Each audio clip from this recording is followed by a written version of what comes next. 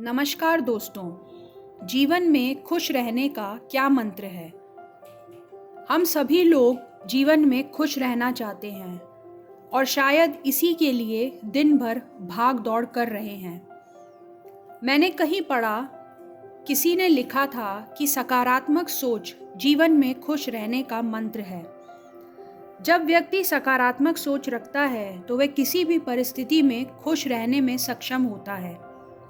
उदाहरण के लिए, यदि कोई व्यक्ति किसी भी प्रकार की परीक्षा देने जा रहा हो और किसी हादसे की वजह से परीक्षा नहीं दे पाए, तो उसकी सकारात्मक सोच उसे खुश रखते हुए कहेगी कि भगवान ने अवश्य ही उसके लिए इससे भी अच्छा कुछ सोच रखा है। इसी तरह यदि कोई व्यक्ति हमें गालियां देता है या हमें किसी तरह धोखा देता है, तो हमारी सकारात्मक सोच हमें बदला लेने से रोकते हुए हमें दुखी होने से भी रोकेगी।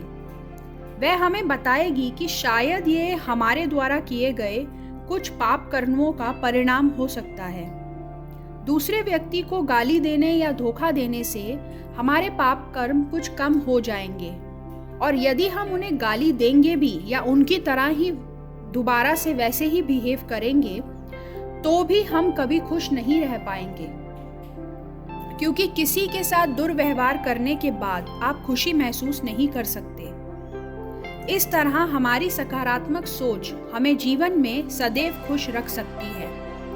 परंतु दोस्तों, हमेशा सकारात्मक सोच रखना बहुत कभी-कभी मुश्किल हो जाता है, क्योंकि कई बार हम ऐसी परिस्थितियों में फंस जाते हैं जहां पर सकारात्मक सोच को ला पाना मुश्किल हो जाता है। पर शायद यही है हमारी तपस्या कि ऐसे कठिन परिस्थितियों में भी हम कहीं ना कहीं से सकारात्मक सोच ले आएं, क्योंकि जो भी हो रहा है शायद वह हमें अभी गलत लग रहा है, लेकिन यदि हम ऊंचे स्तर से देखें तो वह ठीक ही हो रहा होगा।